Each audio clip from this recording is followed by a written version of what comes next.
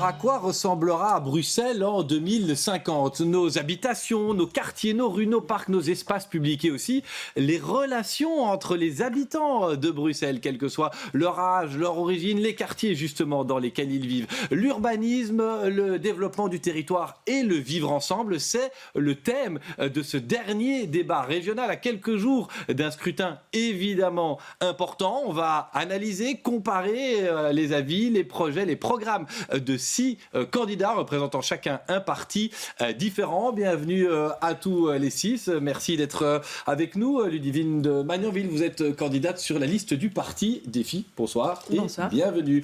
Clémentine Barzin, bonsoir. Bonsoir. Vous êtes candidate sur la liste du MR et vous êtes députée sortante. Vous êtes aussi député sortant, Calvin Soares, et vous êtes candidat pour le parti Écolo. Bonjour Virginie Van Lier, vous êtes candidate pour le parti Les Engagés. Bienvenue. Bienvenue aussi à Martin Casier, vous êtes député sortant pour le parti socialiste. Et puis on salue aussi Soleiman El Mokadem du PTB. Vous n'êtes pas encore député, enfin deuxième, ça devrait le faire d'ici le prochain scrutin. Bonsoir à vous aussi. Bonsoir. Mesdames, messieurs, dans ce débat, tout sera écouté, analysé et rapporté par Geoffroy Fabré, journaliste à la rédaction de Vivacité, la RTBF. Bonsoir Geoffroy, c'est de nouveau un débat important et transversal aujourd'hui. Voilà. Débat important, dernier débat aussi avant le scrutin de dimanche. Alors, paradoxalement, on ne se penche pas sur un bilan, mais on va voir l'avenir, quelle vision pour Bruxelles plus tard, ce qui va peut-être susciter des oppositions, peut-être des accords entre les 6 partis autour de la table. Alors comme à chaque débat, je regarderai ça très attentivement et je reviendrai d'ici 1h20 pour débriefer tout ça, voir s'il y a eu des faits saillants durant ce débat. Merci Geoffroy, on vous retrouve tout à l'heure et bon travail à vous évidemment, mesdames, messieurs, on l'a dit. C'est d'ailleurs à chaque fois le cas dans nos débats régionaux. Vous allez commencer par avoir un tour de table, 30 secondes pour déterminer, détailler une mesure qui vous différencie vraiment des autres partis. Oui, il y aura des points d'accord, il y aura sans doute des clashs, on le verra, mais il y a des spécificités dans chaque parti. Alors Ludivine de Magnanville pour le parti Défi, vous avez décroché le premier temps de parole au tirage au sort. Vous avez 30 secondes pour détailler une mesure en matière d'urbanisme ou de vivre ensemble qui distancie Défi, on va dire, des autres formations. Alors un point qui est important, et c'est ce point exactement pour lequel je suis rentrée chez Défi, c'est la bonne gouvernance. Donc la bonne gouvernance de manière générale dans les administrations. Donc là, en l'occurrence, pour l'urbanisme, ce sera tout ce qui est urbain et perspective, qui sont justement 2 administrations qui sont là pour notre avenir et l'avenir de nos logements et de notre paysage, si je puis dire. Alors, une particularité, en tout cas une spécificité Défi, détaillée en même pas 30 secondes. Deuxième au tirage au sort, eh bien, c'est Virginie Van Lier pour les Engagés. 30 secondes pour quelque chose qui vous différencie de vos co-débatteurs. Alors, tout à fait, on a une mesure qu'on a appelée Erasmus, qui est une mesure pour vraiment reconstruire les liens entre la jeunesse de Bruxelles. Vous connaissez probablement Erasmus, qui est un échange au niveau haute école ou université. Eh bien, nous voulons instaurer ça dans les écoles de Bruxelles pour faire des échanges et apprendre à connaître l'autre, à créer des liens et à bâtir des relations. 30 secondes tout juste, même pas 26 secondes. Soleiman El Mokadem, est-ce que pour le PTB, vous avez une mesure qui vous différencie en matière d'urbanisme ou de vivre ensemble ? Nous, on veut mettre fin au règlement d'ordre intérieur vestimentaire discriminatoire au sein des écoles, mais aussi au niveau de l'emploi, que ce soit dans l'administration publique ou même dans les emplois dits d'autorité.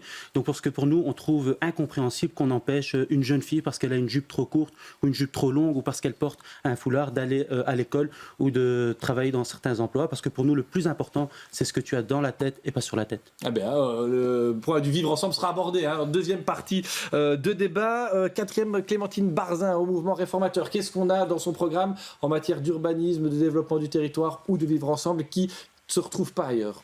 Je vais parler d'urbanisme avec une relation plus appuyée avec le secteur privé pour trouver des solutions, notamment face à la crise climatique qui touche fortement le bâti. C'est 60% des émissions CO2 à Bruxelles.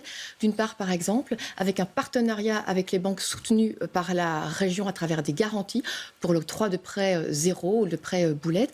Et puis, deuxièmement, des partenariats entre les copropriétés et des promoteurs pour, par exemple, surélever un peu certains immeubles en contrepartie d'un soutien dans le financement des rénovations vertes. 30 secondes tout juste, Clémentine Barza. On parlera évidemment de l'isolation du bâti. Martin Casier, quelle est la mesure que le Parti socialiste propose et qu'on ne trouve pas dans les programmes, peut-être d'autres partis, même de la majorité? Oui, vous le savez, un des gros enjeux, ça va être le prix du loyer. C'est les loyers qui ont explosé à Bruxelles et nous, ce que nous voulons, c'est mettre en place un encadrement des loyers pour éviter qu'on continue à avoir une explosion de ces loyers. Vouloir aussi les conventionner, c'est un élément qui est particulier chez nous. On veut mettre en place une nouvelle branche de la sécurité sociale autour du logement, du loyer, pour en fait à terme faire baisser les loyers. C'est ce que nous voudrons faire dans les 5 années qui viennent. C'est absolument essentiel pour les Bruxellois et les Bruxelloises. Bon, 24 secondes pour détailler. C'est pas tout à fait de l'urbanisme, mais on verra comment vous ancrez ça dans l'avenir. Calvin Soares, en matière d'urbanisme ou de vivre ensemble, que propose Écolo qu'on ne trouve pas ailleurs? Nous voulons intensifier les rues scolaires à travers l'aménagement du territoire autour des écoles, dans la mesure où aujourd'hui les enfants sont victimes de la pollution de l'air et deviennent très asthmatiques. Le nombre d'enfants asthmatiques a explosé. Nous devons protéger nos enfants et dans ce sens, nous allons aménager les abords des écoles pour pouvoir intensifier et augmenter les rues scolaires. Quel type d'aménagement en 5 secondes? Je pense qu'il faut des aménagements qui précisent beaucoup plus la sécurité, notamment au niveau des piétons, surtout les enfants qui arrivent aux abords des écoles. On le détaillera, mais le premier sujet que je voulais vous proposer, il concerne justement le logement et le bâti. D'abord, il y avait un projet, et puis c'est devenu tout un plan pour l'isolation de nos bâtiments avec des primes. Peut-être, Martin Casier, au niveau du Parti socialiste, on se tient à l'idée qu'on respectera tous les objectifs d'isolation à l'échelle des années 40, mais du 2000, on le fera. Mais c'est essentiel. On a un enjeu absolument essentiel. 60% des émissions de CO2 à Bruxelles sont émises par le bâti. Donc, ce n'est pas une condition. Ça doit être absolument réalisé. L'enjeu est évidemment de le faire de manière socialement juste. Et c'est là où, sans doute, nous avons une particularité aussi. Nous pensons aujourd'hui que les primes ne sont pas la bonne manière, en fait, d'arriver à cette transition socialement juste parce que, tout simplement, aujourd'hui, il faut que les citoyens préfinancent pour obtenir des primes. Et ça a un impact. On voit bien que, par exemple, les gens les plus défavorisés n'accèdent pas à ces primes. Donc, nous voulons un opérateur public de la transition, de la rénovation de notre bâti, rue par rue, quartier par quartier, qui va aller collectiviser les rénovations. Ça sera moins cher et ce sera préfinancé par l'État. Calvin Soares, les normes d'isolation du bâti et les primes Rénolution, c'est comme ça qu'elles s'appellent, auxquelles ont droit les Bruxellois. Ça a été présenté dans les différents débats comme un des gros acquis écolos. Vous avez peur que ce soit détricoté dans les années à venir? Vous avez l'impression que c'est bétonné? Non, je pense que c'est bétonné. Je ne pense pas qu'il y ait aujourd'hui un parti qui ne veuille pas investir dans l'isolation des bâtiments. En tout cas, la méthode peut être différente. Mais si je prends un exemple, la rénovation qui est portée dans le quartier de la Roue, à Anderlecht. Dans ce quartier, il y a eu ce projet pionnier de rénovation quartier par quartier des bâtiments. Et il y a une démarche collective qui permet de mettre ensemble des énergies, de réaliser des économies d'échelle, mais aussi de mettre les ressources en commun. C'est l'exemple que nous voulons porter. Il faut aménager le cadre réglementaire pour permettre effectivement à des populations qui sont socialement et économiquement défavorisées de pouvoir rénover leurs bâtiments avec l'aide des pouvoirs publics. On va terminer avec la majorité, puis on ira à l'opposition. Ensuite, on croisera les ordres de parole. Mais Ludivine de Magnanville, chez Défi, on pense aussi qu'on doit respecter ces objectifs où on se dit à un moment donné, ce sera tellement compliqué d'adapter les habitations, certains immeubles, les copropriétés, les gens qui n'ont pas les moyens, ceux qui n'y pensent pas, qu'on se dit on va devoir revoir ça dans les années à venir, les normes d'isolation à Bruxelles. Alors, chez Défi, il y a 2 points qui sont importants pour nous, c'est-à-dire les logements qui sont déjà présents sur le territoire de la région bruxelloise. Et cela, ce qu'il faut faire, c'est pratiquer le tiers payant. C'est-à-dire ne pas effectivement demander aux gens d'avancer et d'avoir le subside qui arrive, mais de dire, en fait, il y a déjà ça qui est pris en compte par la région et vous n'avez plus qu'à avancer ceci. Donc, ce n'est pas totalement enlever effectivement la prime Rénolution, mais ce n'est pas arriver en vous dépensez d'abord et on vous rembourse après, mais pratiquer justement cet effet de plus simple pour les personnes qui souhaitent investir et qui n'auront pas forcément les moyens d'avancer directement. Et ensuite, il y a l'autre point qui pour nous est important, c'est-à-dire généraliser dans tous les permis et les demandes de permis d'urbanisme, de faire hyper attention à l'impact énergétique d'un nouveau bâtiment ou d'une extension, et donc de dire à ce moment-là, panneaux photovoltaïques, si possible, d'office, et l'imprimer petit à petit dans chaque demande de permis. Souleymane El Mokedem, c'est quelque chose auquel on adhère au PTB, où on se dit, voilà, c'est un tel coût que tout le monde n'arrivera pas à le faire, cette isolation généralisée du bâti. L'objectif, on est d'accord, mais on n'est pas d'accord avec la manière. Aujourd'hui, la manière dont s'est pris le gouvernement actuel, c'est on punit les gens, on les oblige à payer 30 000, parfois 40 000 euros des rénovations. Moi, j'ai un ami à moi qui doit rénover son toit, ça lui coûte 30 000 euros. Mais en fait, il n'a pas ces 30 000 euros et donc il ne peut pas faire des rénovations. Et donc, il y a tout un système de primes, mais les primes, comme ça a été dit, viennent par après. Et donc, nous, ce qu'on propose, c'est la création d'une banque publique d'investissement qui prendrait en charge les rénovations, quartier par quartier, et donc qu'il avancerait l'argent à taux 0%, et donc les personnes rembourseront leur prêt du coup grâce au gain sur la facture d'énergie. Virginie Van Lierde, aux engagés, on a des projets aussi en matière d'accompagnement des propriétaires. C'est quelque chose qui vous paraît finançable dans la durée et dans une législature qui sera compliquée, les suivantes sans doute aussi, hein. On pense long terme aujourd'hui sur BX1. Alors pour nous, l'objectif en 2050, c'est évidemment la neutralité carbone. Il faut une politique transversale forte, et nous on propose 3 mesures qui sont des mesures importantes. La première, c'est favoriser la construction en hauteur pour garder la perméabilité du sol, mais en gardant des perspectives. Donc tout ça sera évidemment travaillé en concertation. La deuxième mesure, c'est accélérer la transformation des bureaux vides en logements. Ça nous semble une priorité. Il y a 1 million de mètres carrés vides à Bruxelles, et donc il faut absolument le rénover. Pour ça, il faut des délivrances de permis et des normes d'habitabilité qui soient adaptées à ces bureaux que nous voulons transformer en logement. Et la troisième mesure, c'est la rénovation du bâti. Et nous, ce que nous proposons, c'est d'avoir un tiers qui viendra à ce moment-là financer les travaux. Ça nous permettra de ne pas devoir débourser l'argent en tant que gouvernement, de faire intervenir un tiers. Il est indispensable, c'est la première cause d'émissions carbone à Bruxelles, c'est le bâti, et on doit absolument le rénover. Clémentine Barzin, comment on imagine l'isolation du bâti dans les 25-26 prochaines années au mouvement réformateur ? J'en ai déjà un tout petit peu parlé à l'instant, mais je voudrais juste quand même dire par rapport au bilan de la majorité PS et Écolo-Défi à ce sujet que, en effet, le système de primes n'a pas fonctionné. D'ailleurs, l'administration urbaine n'avait pas les moyens suffisants pour assurer le paiement des primes lors de la législature écoulée. Donc ça, c'était un vrai problème.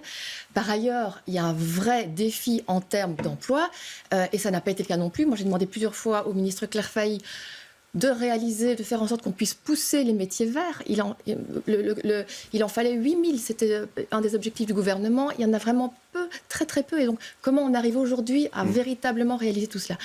En plus de ce que j'ai indiqué tout à l'heure par rapport aux partenariats qui puissent s'organiser avec des copropriétés, bien c'est vrai que nous, dans les aides directes, ce qu'on aimerait faire, c'est d'une part ne pas se limiter à des primes. J'entends effectivement tout ce qui est dit par rapport à un préfinancement, etc.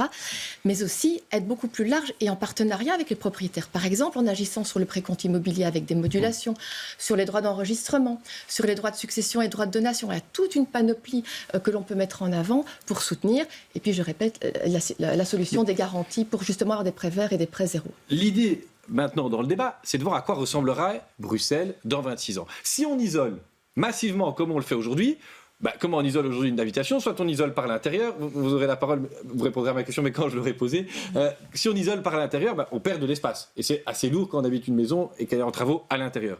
Ou alors on isole, c'est ce qui se fait le plus souvent, par l'extérieur, on met des matériaux à l'extérieur, qui sont par ailleurs des matériaux avec une grosse empreinte carbone, et du crépi. Est-ce que c'est à ça que va ressembler Bruxelles dans 25 ans? Est-ce que toutes les maisons seront faites de crépi extérieur? Est-ce qu'il y aura encore nos briques? Comment on va faire dans des maisons construites en 1912, comme on en a beaucoup à Bruxelles, des habitations un peu anciennes, artistiques? Martin Casier là-dessus.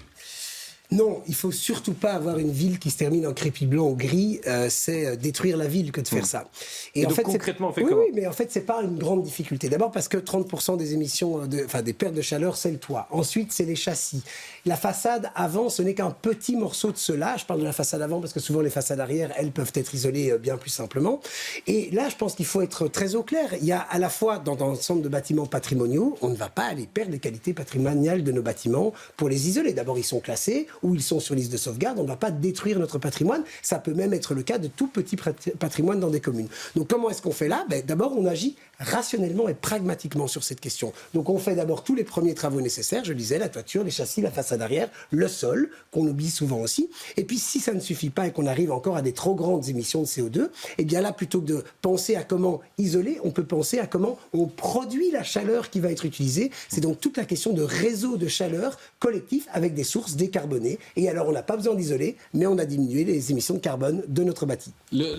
L'ensemble du panel est d'accord avec Martin Casier là-dessus. Il n'y a pas d'inquiétude sur l'évolution architecturale. On le voit quand même, les habitations, quand elles sont isolées, les immeubles, c'est du crépi, c'est comme ça à l'extérieur. On recouvre. Voilà. Vous prenez dans Bruxelles, vous le voyez.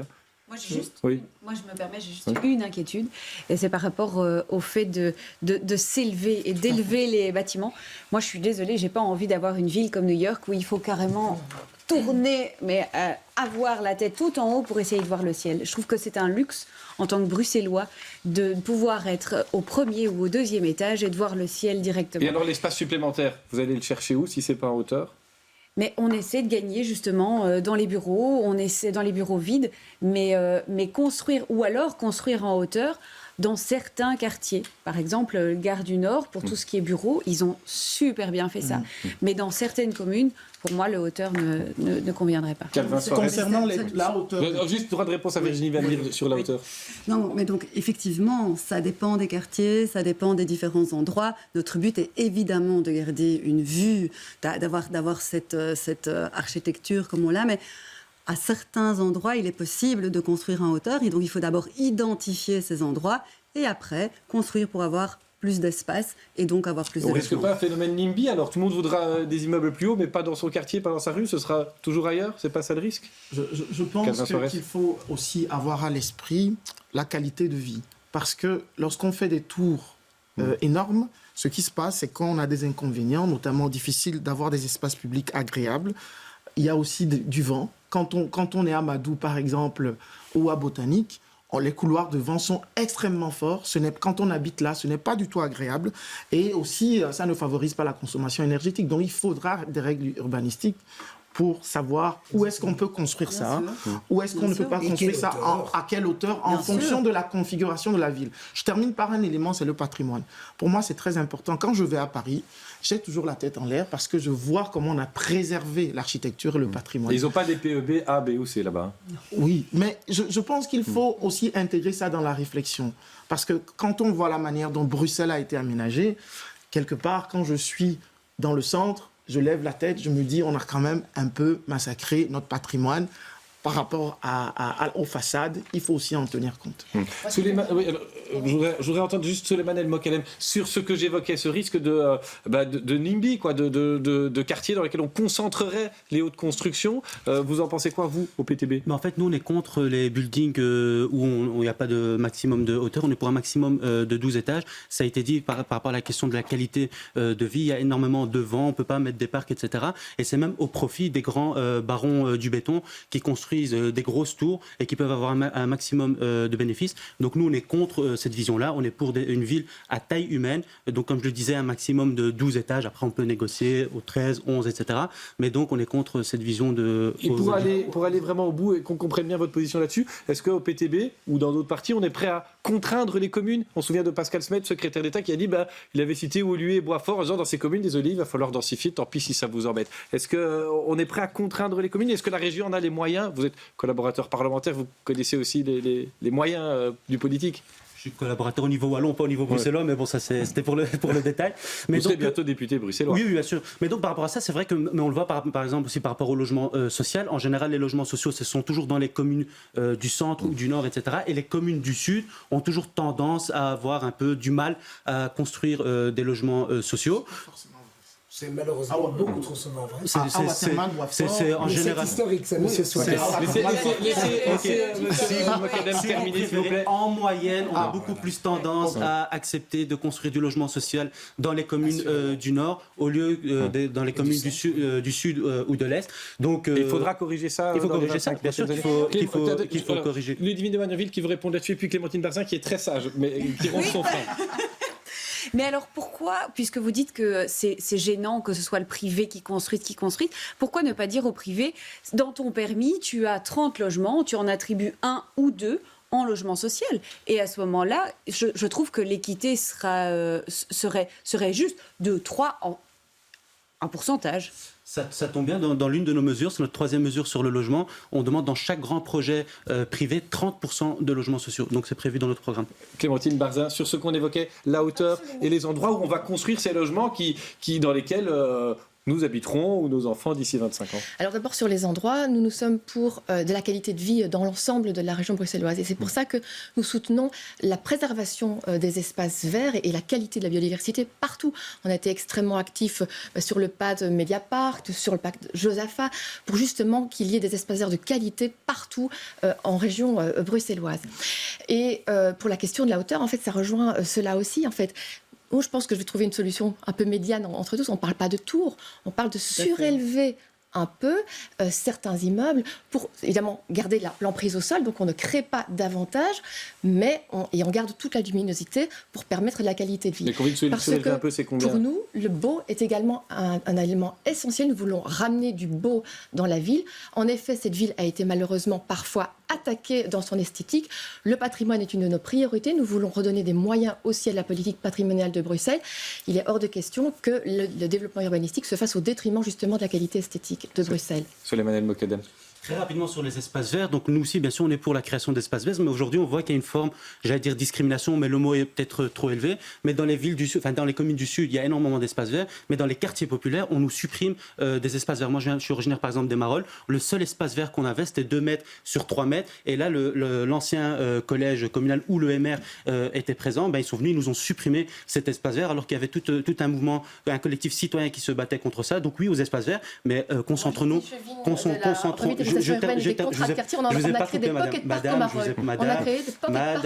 Je vous ai pas coupé, donc je vais essayer de terminer ma réflexion. Et donc oui, battons-nous aussi pour des espaces verts au sein des quartiers populaires, parce que même les gens des quartiers populaires ont besoin de cet espace vert pour pouvoir sortir en famille, et ça même fait du bien psychologiquement aux gens. Et donc aujourd'hui, oui à l'espace vert, mais aussi dans les quartiers populaires. Le mot a été prononcé, les pocket parks. Est-ce que ça, c'est quelque chose qui vous satisfait ? On en a créé, on peut revenir à cette législature, on en a créé plusieurs. Est-ce que vous trouvez que c'est la bonne piste ou c'est cosmétique, entre guillemets? Virginie Van Lier, vous êtes un peu en retard sur le temps de parole, donc je vous donne en premier lieu là-dessus. Qu'est-ce qu'on pense aux engagés de ces pocket parks, ces petits parcs qu'on installe par-ci par-là, là où on trouve de l'espace? Alors pour nous, on a vraiment toute une partie dans notre programme qui est sur qui est un plan climat-énergie, la régénération du vivant. Et donc nous, on souhaite évidemment préserver les espaces verts, on souhaite travailler les espaces verts où on peut en mettre. Et effectivement, s'il y a des pocket parks qui peuvent se mettre à certains endroits, on est pour, ça participera au bien-être des habitants et ça permettra une bouffée d'oxygène aussi pour ceux qui habitent dans ces quartiers. Mais ça porte bien son nom, c'est pocket, c'est tout petit, c'est pas de la grande verdure, c'est presque marginal en termes d'impact environnemental. Calvin Soares. On va pas détruire. Calvin Soares et puis Martin Casier là-dessus, s'il vous plaît. Je pense qu'il faut débétoniser de plus en plus cette ville. Si je prends la place du Conseil à Anderlecht, je trouve qu'il n'y a pas assez de minéralisation, qu'il n'y a pas assez d'arbres qui ont été plantés. Et il faut de plus en plus, effectivement, au-delà des pocket parks, avoir du vert dans la ville et aménager des espaces, pas forcément des parcs, où les gens peuvent s'asseoir et avoir une qualité de vie agréable, y compris et surtout dans les quartiers populaires. Pourquoi je dis surtout ? Parce que là, effectivement, on a construit du logement sans nécessairement tenir compte de cette qualité de vie, notamment liée aux espaces verts. Et donc, il faudra être imaginatif et avoir des endroits où les enfants ou les parents peuvent se reposer, peuvent s'asseoir et avoir une qualité de vie agréable. Martin Casier et puis Ludivine de Magnanville, un endroit où vous dites, là, on peut déminéraliser, si c'est quelque chose que vous préconisez pour les années à venir. Donc c'est absolument nécessaire. Il va falloir qu'on accepte toutes et tous ici qu'aujourd'hui, les quartiers les plus denses sont les quartiers les plus paupérisés et qu'on dit toujours que Bruxelles est une très grande ville verte, mais en fait, c'est surtout de la deuxième couronne et c'est pour les personnes les plus aisées. Et donc, ça ne va pas. Il y a un énorme enjeu à dédensifier le centre-ville, à accepter dès lors de densifier la seconde couronne. Ça devra aller de pair parce qu'il va falloir créer des espaces verts en centre-ville. On en a créé 14 hectares sous ces 2 dernières législatures. Donc, on en crée de nombreux, des petits, des plus grands. Mais on doit aussi détruire parfois des anciens espaces, Port de Ninove, j'y pense par exemple, pour y créer des parcs, des espaces verts, des espaces importants. Et c'est pour ça que je voudrais juste rebondir sur la discussion sur la hauteur, je ne m'étais pas exprimé sur ça. Bien sûr qu'il ne faut pas construire des tours new-yorkaises, mais on ne peut pas à la fois dire qu'on va devoir accueillir plus de monde, dédensifier au centre, densifier à l'extérieur, et ne pas accepter de monter un petit peu, ou alors on accepte de plus bétonner. Et je pense que c'est là où quand même il faut bien s'entendre. On va devoir ouvrir ce débat de manière sereine et apaisée, de manière encadrée, parce que l'autre enjeu, si on ne le fait pas, c'est que la ville va continuer à s'étendre. Et si la ville continue à s'étendre, en fait, les enjeux en termes de biodiversité et de destruction d'espaces naturels sont encore pires. Donc on doit réussir à faire cet enjeu, à faire cet équilibre au cœur de la ville de Bruxelles. Il y a un plan qui doit réglementer tout ça, c'est Good Living. Il est resté coincé au gouvernement en lecture, on va dire, en cours de lecture. Qui trouve que c'est un échec? La faute à qui? Et qui a quoi à proposer en la matière? La majorité vient de parler, alors je retourne vers l'opposition. Clémentine Barzin, le MR au gouvernement, la législature prochaine, on fait quoi avec Good Living? Good Living, en fait, était extrêmement attendu, en tout cas la modification du RRU, en dehors de l'appellation un peu sympa, parce qu'il y avait une demande de rénovation, de mise à jour des règles d'urbanisme qui sont essentielles à Bruxelles quand on voit la longueur de toute une série de procédures et la manière dont il faut aujourd'hui faire bouger. Mais c'est une base sur laquelle de laquelle on peut partir, ou il faudra repartir d'autre chose? Le problème fondamental de la modification du RRU à Bruxelles, qui en effet n'est pas passé, mais comme toute une série malheureusement de réformes, on va peut-être y revenir, c'est que alors qu'il y avait une trop grande complexité des règles, en tout cas existant, donc encore aujourd'hui, mais avant, eh bien, dans le projet, il y a une trop grande dérégulation. Et donc, ça laisse une marge à l'arbitraire, notamment par les communes, qui donne une insécurité juridique qu'il ne faut absolument pas maintenir. Donc, nous souhaitons vraiment qu'il y ait une véritable évaluation, de sorte à ce qu'on aide, en fait, à améliorer la facilité pour toute une série d'opérateurs d'obtenir gain de cause, mais pas déréguler, avec comme conséquence de l'insécurité juridique. Ludivine de Magnanville, qu'est-ce qu'on dit sur ce plan Good Living? Oui, mais brièvement, parce qu'on est en train de faire des allers-retours et on va perdre les gens. On parle beaucoup de débétonner tout ça. Moi, je voudrais qu'on pense aussi à débétonner les cours des écoles de nos enfants. Parce que, il y a des projets régionaux pour ça, on les couvre, on doit aller plus loin. Exactement, mais je trouve que c'est vraiment très important. Sur le plan Good Living, anciennement règlement régional d'urbanisme, que dit Défi? On peut repartir de ce qui avait été rédigé d'abord par Pascal Smet et puis Hans Persons ou pas? Je pense qu'il faut...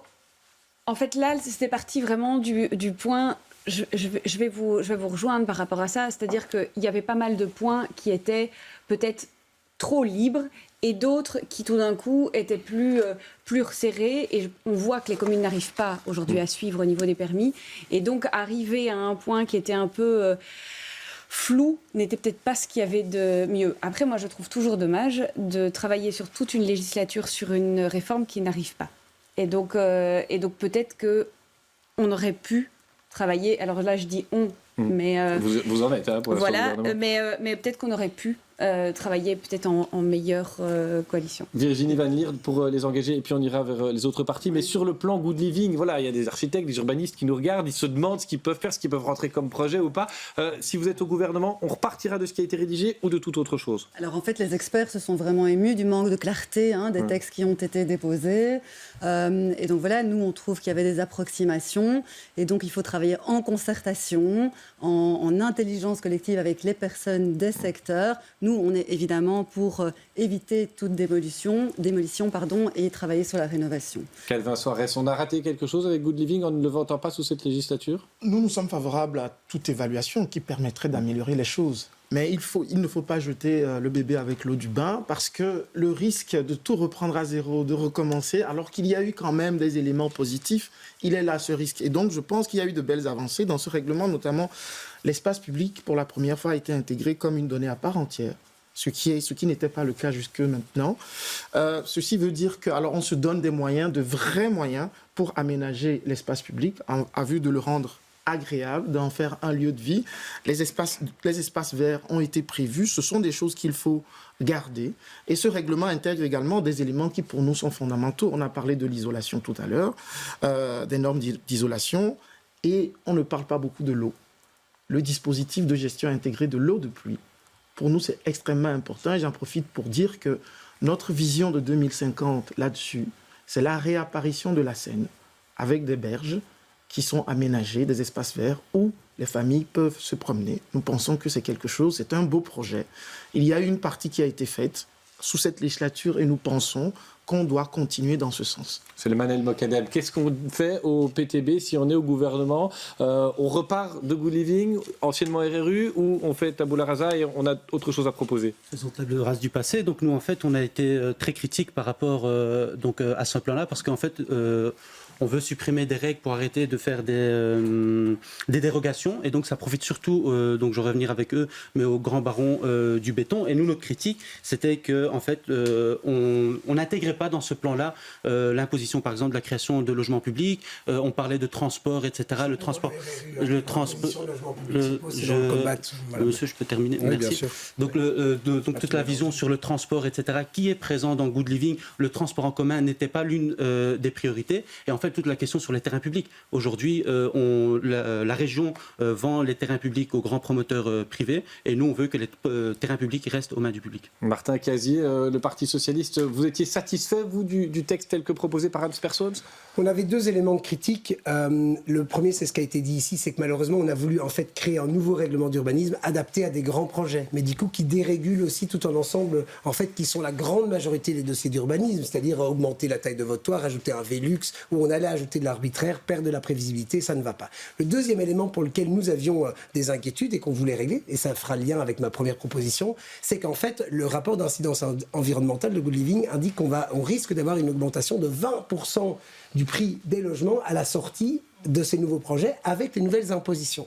Et là, quand même, quand on dit 20% et qu'on voit la crise qu'on a aujourd'hui, on se rend bien compte que les questions urbanistiques, elles sont aussi liées aux questions de loyer. C'est pour ça que je vous en parlais. Ça ne veut pas dire qu'il ne faut pas mettre des nouvelles règles urbanistiques, bien le nom de loi. C'est-à-dire qu'il faut être attentif sur cette question. C'est-à-dire qu'on ne peut pas le faire aussi sans un encadrement des loyers, un travail sur le prix d'acquisition des biens. C'est essentiel, sinon on va aller au-devant de grandes difficultés. C'est déjà ce qu'on avait vécu, par exemple, quand Bruxelles est devenue tout passive pour les nouveaux bâtiments, ce qui est une excellente mesure. On a vu très naturellement une augmentation des prix d'acquisition et de location de tous ces biens. Et là, il faut quand même, au vu de la crise de logement qu'on connaît aujourd'hui, y être très attentif. Pour autant, le texte a des éléments S'ils sont tous pertinents. Isolés avec un PEB, un B ou C, ça aura aussi un coût. Les propriétaires vont vouloir. Mais donc il faut y faire attention, tout à fait. fait. Et pour autant, on doit sans doute pas tout jeter, sûrement pas, mais on doit retravailler dans les deux lignes que je disais. Et pour autant, sur la question des logements sociaux, on partage l'avis de Souleymane El Mokadem. Nous voulons avoir 25% de logements sociaux dans tous les grands projets, mais ça, c'est pas dans le RRU, c'est en l'occurrence plutôt dans les codes d'aménagement du territoire. Alors, on me signale dans l'oreillette que Défi et les engagés, vous avez un léger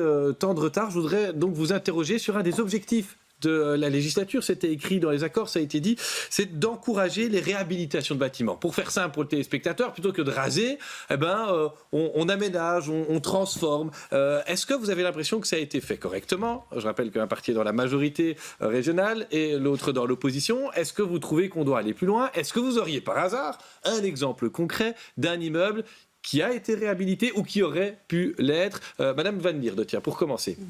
Alors nous, on trouve que ça n'a pas été assez fait. Je pense qu'il faut vraiment travailler à ça. Moi, je voudrais interpeller sur parfois la difficulté qu'ont certains propriétaires aussi avec les enquêtes publiques, par exemple, quand ils doivent augmenter et donc rénover leur façade par l'extérieur. Et donc pour moi, il y a quelque chose qui se joue dans l'espace public au niveau des permis de bâtir. Et donc ça, il faut vraiment travailler au fait que les permis de bâtir sont beaucoup trop longs à être acceptés. Et cela permettra à ce moment-là d'avoir une rénovation qui soit plus rapide. Bon, et donc quoi? Il faut que les fonctionnaires accompagnent les propriétaires dans leurs demandes. Souvent, on confie ça à l'architecte. Ce n'est pas le propriétaire qui fait lui-même son dossier. C'est où qu'on doit faire? On doit mettre des moyens dans quoi dans les années à venir pour ça? Il faudra de toute façon avoir des moyens humains pour pouvoir gérer ça beaucoup plus facilement. Et sur la question de la réhabilitation, est-ce que vous avez en tête un dossier, un bâtiment que vous connaissez, que vous trouvez important patrimonialement et dont vous dites celui-là, on aurait peut-être pu en faire quelque chose? Alors il y a beaucoup de bâtiments. Je pense par exemple à un bâtiment qu'on utilise nous pour le moment, qui est vraiment dans le quartier Léopold. Le siège de votre parti, les engagés, oui. Par exemple, mais où en fait pour le moment ça appartient à la régie des bâtiments, il n'y a rien qui est fait. Donc c'est du béton pur. Il y a vraiment moyen de réhabiliter ce bâtiment et d'en faire un espace, des espaces qui peuvent être multifonctionnels, de travailler en concertation avec les riverains et d'arriver vraiment à faire une plus-value dans le quartier. Ludivine de Magnanville, un exemple, une idée en matière de réhabilitation qui aurait été bien faite ou au contraire quelque chose sur lequel on doit travailler? Alors moi j'ai 3 idées précises en tête et 3 différentes. Il y a Place de Brouckère. Il y a eu une grosse promotion qui a commencé, qui s'est arrêtée. Ils avaient gardé entièrement la façade et l'urbanisme a dit oui, puis non, et puis c'est revenu, les dossiers sont revenus. Donc c'est pour ça que effectivement la bonne gouvernance en ce qui concerne, en tout cas les administrations, je pense que c'est une nécessité. Donc ça c'est le premier bâtiment qui est Place de Brouckère. Je pense qu'on ne va pas se mentir, il est le palais de justice. Donc ça, il est sur vos images. Je ne peux pas me tourner parce que oui, mais voilà, il est sur on le voit un peu partout et il est connu des Bruxellois. C'est totalement du fédéral, mais ça fait partie de notre paysage. Et je pense qu'on sera très fiers de le voir, j'espère, en 2050, sans les échafaudages. Donc, s'ils ne sont pas classés d'ici là, dit-on. Voilà. Donc, ça s'est réglé quand même maintenant. Et il y avait aussi, j'ai peur de me tromper sur le nom, mais le conservatoire de musique qui est rue de la Régence. Et là aussi, il y a eu des fonds fédéraux pour la réhabilitation. Justement, le fédéral a dû rajouter des fonds. Mais c'est quand même interpellant, et là je vais passer la parole, qu'on doit chaque fois aller chercher l'argent au fédéral. Alors on sait qu'on va vers des législatures difficiles financièrement, en région, au fédéral aussi. Alors je me tourne vers les autres. En matière de réhabilitation, qu'est-ce que vous avez à dire là-dessus? C'était un des objectifs Calvin Soares, Martin Casier de la législature. On avait dit on va moins raser, quoi. Bon, évidemment, ça fait toujours plaisir d'entendre ça, mais est-ce qu'on l'a réussi sous cette législature? Mais je pense qu'on a essayé. On a essayé de le faire dans la mesure où, effectivement, on était très, très ambitieux. Il y a eu des réhabilitations. On peut toujours faire mieux.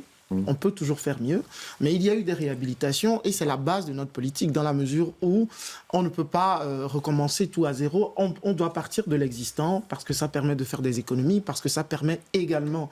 les rénovations sont beaucoup moins coûteuses que les nouvelles constructions et je pense que c'est quelque chose qu'on doit accélérer lors de la prochaine législature. Moi, parce que vous disiez que c'est toujours avec l'aide du fédéral. Non, mais Bruxelles prend largement sa part. J'étais pas hier à l'inauguration du nouveau château Tournai-Solvay dans ma belle commune de Watermal-Boisfort qui va accueillir en centre de recherche scientifique le Braut-Anglaire-Lemaître, financé complètement par de l'argent régional, 100%. Je pense aux casernes croisement boulevard Général Jacques, avenue de la Couronne. Voilà un incroyable et magnifique projet interuniversitaire financé par la région à hauteur de plus de 150 millions d'euros à la fin du projet, avec du FEDER, bien sûr, mais c'est à ça que sert le FEDER et le reste par la région, les universités. Ce Donc sont vous des estimez projets... que la région a fait sa part? Non, mais on peut toujours faire plus, évidemment, on peut toujours faire mieux. Mais on ne peut pas dire que Bruxelles n'a pas pris à bras-le-corps cet enjeu patrimonial de sa rénovation, de sa remise en état dans tout un ensemble de biens qui le nécessitaient absolument. Et la parole à Clémentine Barzin qui a l'air quand même dubitative sur l'efficacité du travail régional en la matière. Sur les 2 exemples, vous ne pourrez pas dire que je vais en prendre un troisième. Ah ben pouvez, il y en a toujours un troisième, Madame Barzin. J'ai envie de juste mettre en avant effectivement la sous-évaluation des budgets concernant la réhabilitation de Citroën pour le musée Canal Pompidou à Tour-et-Taxi. C'est 400 millions de dépenses publiques à l'horizon 2028, sous-estimé, sous-évalué. Et donc là, ça pose vraiment une question sur la bonne gestion. Moi, ce que j'ai juste envie de dire par rapport à cela, c'est la manière dont on peut reconvertir. Parce que c'est un enjeu aussi. Aujourd'hui, on parlait tout à l'heure des bureaux, etc. Voilà. Quand on parle de reconversion, il faut absolument, je pense, faire aussi des partenariats, notamment avec le privé. Et pourquoi pas essayer de jouer sur les charges d'urbanisme, par exemple, parce qu'on sait combien c'est difficile quand... Bon, les bureaux, il y a un ascenseur qui ne distribue pas comme dans un immeuble d'habitation. Il y a des profondeurs différentes et donc ça demande un surcoût évident. C'est pourquoi d'ailleurs le public a vraiment du mal à le faire, y compris pour les logements sociaux. On ne sait pas faire de logement social. Voilà, c'est extrêmement compliqué. Non, mais là-dessus on est d'accord. Et donc comment est-ce qu'on peut faire? Eh bien, c'est notamment avec des charges d'urbanisme modulées, de nouveau réduites, qui peuvent permettre un partenariat. Et dès lors, le privé y trouvera un intérêt plutôt que de déconstruire et puis reconstruire. Souleymane El Mokadem, au PTB, s'appuyer sur le privé pour transformer, réhabiliter des immeubles, c'est... Les partenariats publics-privés, en général, coûtent beaucoup plus cher. Donc nous, on est plutôt... Enfin, on n'est même pas plutôt, on est contre les partenariats publics-privés. Pour les rénovations, j'en ai parlé là tantôt. Nous, on est pour la création d'une banque centrale, banque d'investissement, une banque d'investissement qui financera donc les projets des particuliers, mais aussi les projets publics en niveau rénovation et réhabilitation. Alors, on a parlé du bâti, on a parlé de nos habitations, on a parlé de l'isolation. En 2050, on va se déplacer dans Bruxelles. Et donc, je vous propose qu'on se penche sur cette question. On a eu un débat mobilité, on a parlé du métro. Je vais vous demander, très bref là-dessus, qui pense qu'en 2050, on aura un métro, que ce sera ça? Qui se dit, c'est pas comme ça qu'on se déplacera, ce ne sera pas ça la panacée d'ici 26 ans? Calvin Soares. Je pense qu'au niveau du métro, nous avons été très clairs. Le métro 3, tel qu'il a été conçu au niveau budgétaire, est un gouffre financier. Alors, du coup, vous préconisez que ça ressemble à quoi notre mobilité? Nous essayons de prioriser les transports en surface. Vu la situation budgétaire de la région, hein, je pense qu'il faut que ceux qui veulent absolument maintenant le métro puissent dire comment ils vont pouvoir financer, sachant qu'on a de plus en plus de surprises avec la question de la démolition du Palais du Midi qui arrive, qui va entraîner des coûts. Nous pensons qu'il faut prioriser notamment les lignes de tram. La ligne 10 va arriver. Et moi, j'ai déjà construite. Oui, mais il en faut beaucoup plus. Je prends des exemples. Donc vous imaginez en 2050 une mobilité en surface, en fait, c'est ça? En site propre, en surface. Et effectivement, si on a les moyens, en fonction du budget que l'on a, si on a les moyens de faire une partie du tronçon du métro, on pourra le faire.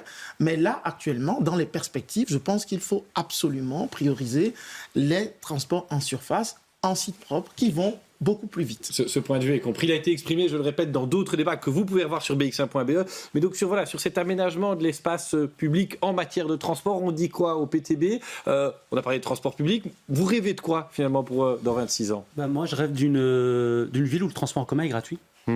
Sincèrement, le transport en commun gratuit permettra à toutes les personnes qui peuvent se passer, par exemple, de leur voiture, de prendre le transport en commun. Et ce rêve, en fait, il ne faut pas attendre 2050 pour l'avoir. Dans certaines... C'est déjà le cas pour les jeunes et les personnes. Oui, j'allais en termes d'aménagement du territoire, s'il vous plaît. Par exemple, par rapport à la question du métro, nous, dans notre idéal, il devrait y avoir un métro, mais aujourd'hui, il faut être pragmatique. Aujourd'hui, le métro, à la base, c'était 2 milliards d'euros. Et donc, la reconversion que proposent les écolos, de dire, au lieu de construire une ligne de métro, on construit plusieurs lignes de tram, on en dit quoi au PTB? On est d'accord avec ça. Donc, nous, ce qu'on dit, c'est que pour l'instant, il faut mettre pause sur la question du métro, faire une analyse externe de la faisabilité, du temps que ça va prendre, parce qu'aujourd'hui, on nous parle de 2038. 2038, j'ai 26 ans, j'aurai 40 ans à ce moment-là, c'est une folie. Donc, voir le temps que ça va prendre, le coût qu'il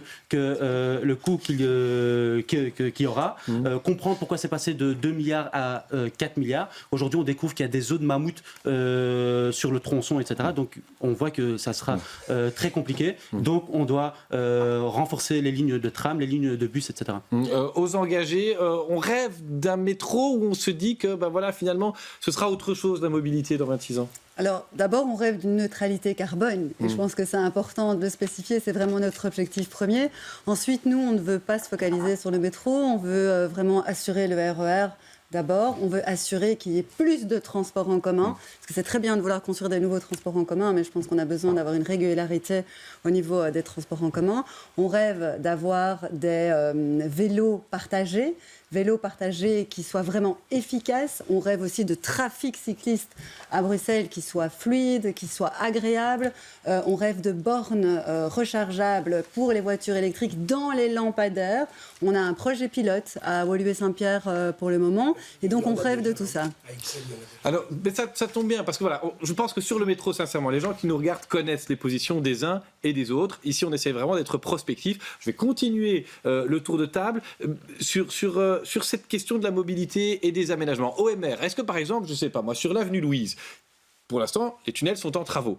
Ce sont des tunnels uniquement pour les voitures. Et je vous poserai la question aux autres, donc soyez prêts à répondre. Est-ce qu'on doit aménager ça, comme l'a suggéré Bruxelles Mobilité dans la presse il y a 10 jours? Pourquoi pas de faire une place pour les trottinettes, les vélos, sur les tunnels de l'avenue Louise? Je prends cet axe-là parce que c'est concret, les gens qui l'empruntent savent qu'il est en travaux en ce moment. Est-ce qu'on a une fenêtre d'opportunité là pour que dans quelques années, la mobilité douce ne soit pas bloquée au feu rouge? Clémentine Barzin, et puis on continuera le tour de table en commençant par le PTB qui avait redemandé la parole. Mais voilà, là-dessus. Alors, la mobilité du futur, mais comme la mobilité aujourd'hui, c'est une mobilité qui respecte tous les usagers, donc y compris les gens qui ont besoin de leur voiture. C'est la première chose. Qui respecte aussi le fait que Bruxelles est une capitale. Et donc, il y a des gens, en effet, qui arrivent tous les matins, y compris les deux autres régions. Donc, effectivement, il faut le RER. Enfin, 33, c'est un peu tard en effet, 2033, mais il faut le RER pour augmenter l'offre S. Mais les tunnels, on ne les ferme pas d'office. Et donc, nous, on a fait une belle proposition concernant justement, par exemple, la question de l'avenue Louise, qui a plusieurs tunnels, pour justement faire un tunnel continu dessous, puisque évidemment les trous existent déjà, avec en plus 2 étages, ce qui permet d'avoir du stationnement. Et au-dessus, alors on aménage cette magnifique avenue historique de Bruxelles de manière beaucoup plus belle. Et c'est là aussi on peut trouver des enjeux qui sont compatibles. C'est l'aménagement urbain au bénéfice de tous, c'est la qualité de vie, mais c'est aussi l'accès. Sur les Manel Mokadem, puisque vous aviez parlé du métro, sur le partage d'axes, alors on a pris l'avenue Louise, on pourrait en prendre un autre, je sais pas, la petite ceinture, une petite ceinture vélo, mais on est bloqué au feu rouge. Est-ce qu'au PTB, on est prêt à faire cette transformation-là ? En fait, moi, je voulais juste réagir sur un autre truc, mais qui est vraiment en lien avec justement l'urbanisme, etc.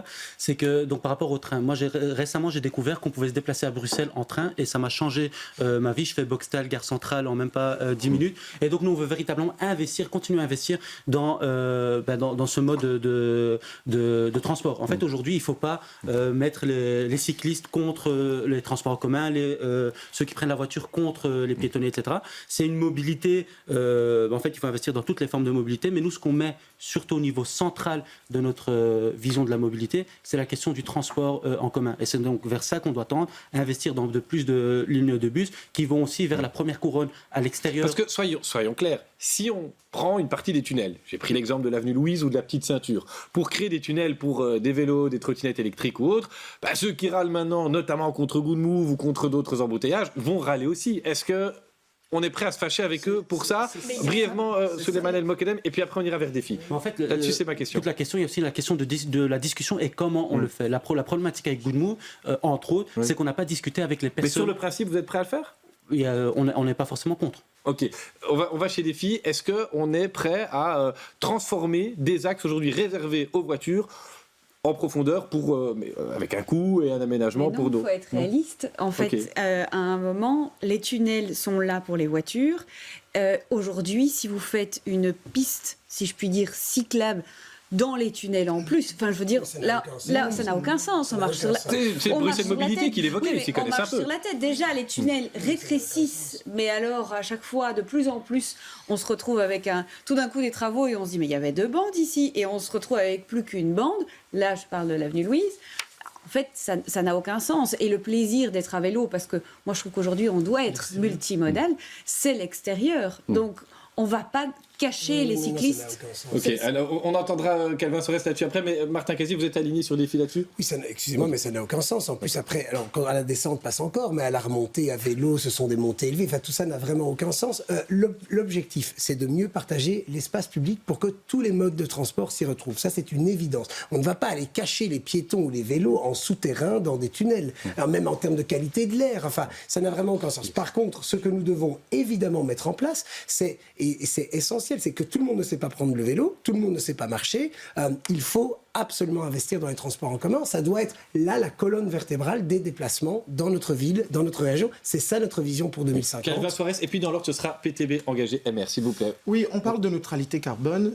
On ne parle pas assez de la qualité de l'air parce que je veux bien qu'on parle de neutralité carbone, qu'on veuille rassembler, donc ne pas opposer. Oui, il ne faut pas opposer. Mais à un moment donné, il faut un rééquilibrage de l'espace public. Si on veut atteindre la neutralité carbone, si on veut diminuer les gaz à effet de serre, aujourd'hui, c'est 900 morts par an, très clairement.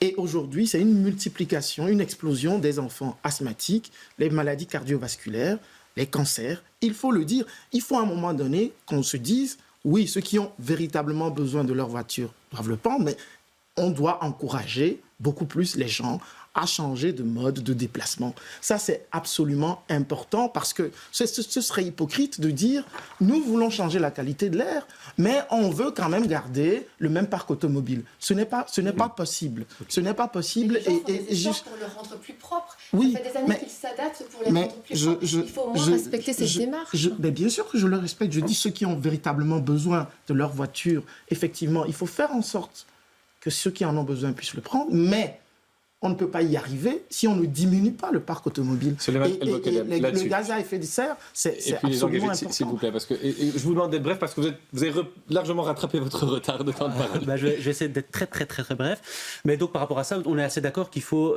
améliorer la qualité de l'air, etc. Et c'est un des combats qui doit être prioritaire.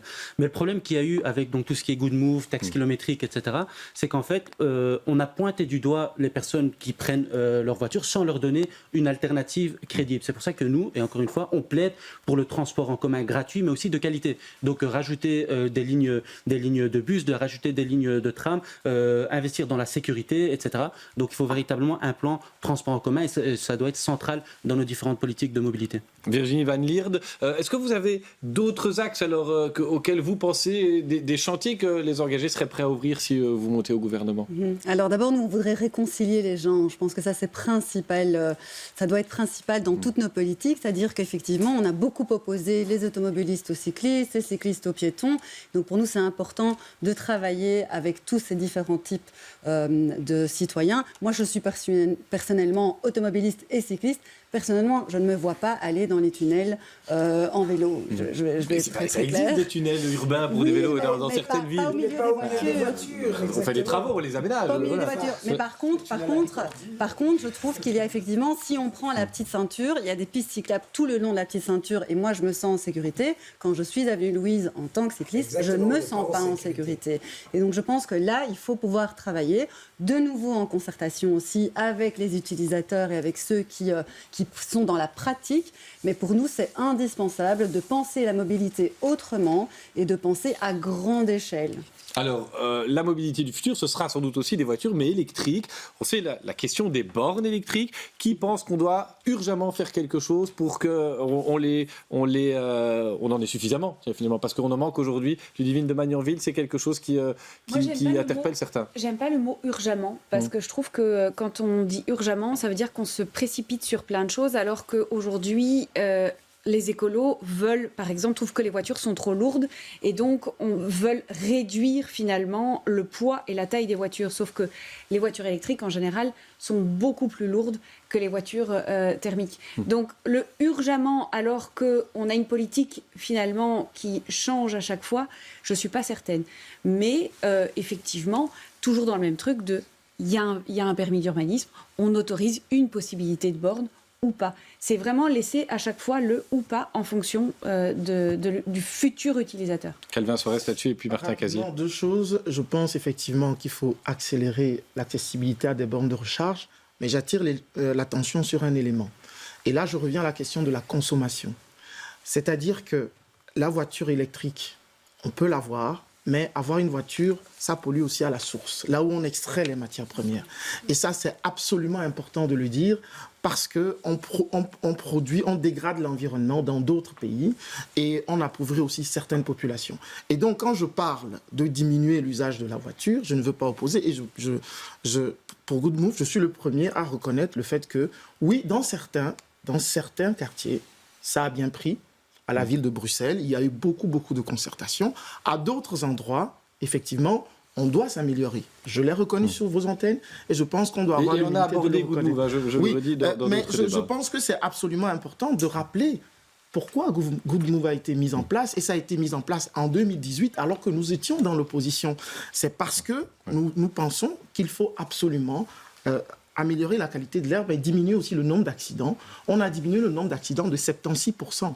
Martin Casier, sur les voitures électriques, on fait quoi d'ici 2050 ? Donc évidemment, il faut avoir plus de bornes, c'est une évidence. Chaque fois qu'on veut en installer, ça pose problème. Non, moi je vois par exemple, typiquement à Watermal-Boisfort, il y a des bornes qui s'installent de manière assez régulière. Ici encore, avenue Bull, j'en ai vu des nouvelles. Alors c'est vrai que ça pose toujours des questions en termes d'installation, mais... Les gens ne les veulent pas devant chez eux. Oui, mais il y a toujours des difficultés, mais en vérité, c'est en train de s'installer, de se déployer. Mais je veux quand même qu'on s'entende bien.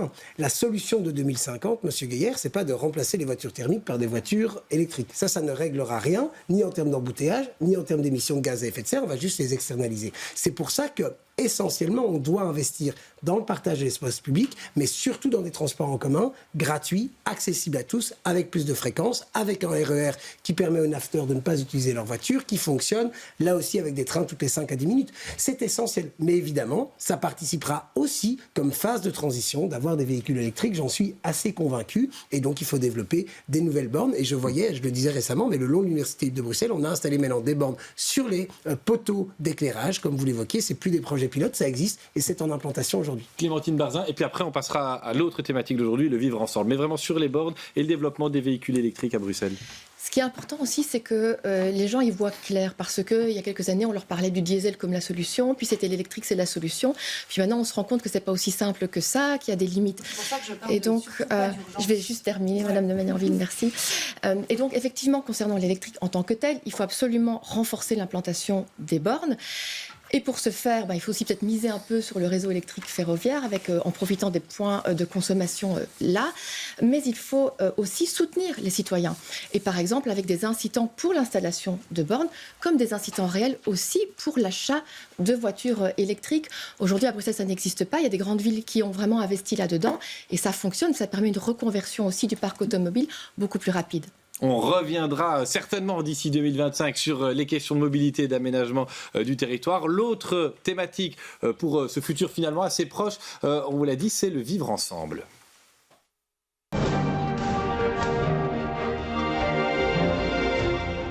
Bah oui, port de signes convictionnels, que ce soit à la STIB, à la commune d'Anderlecht pour le personnel, l'étourdissement animal avant abattage, les questions de vivre ensemble ont alimenté l'actualité.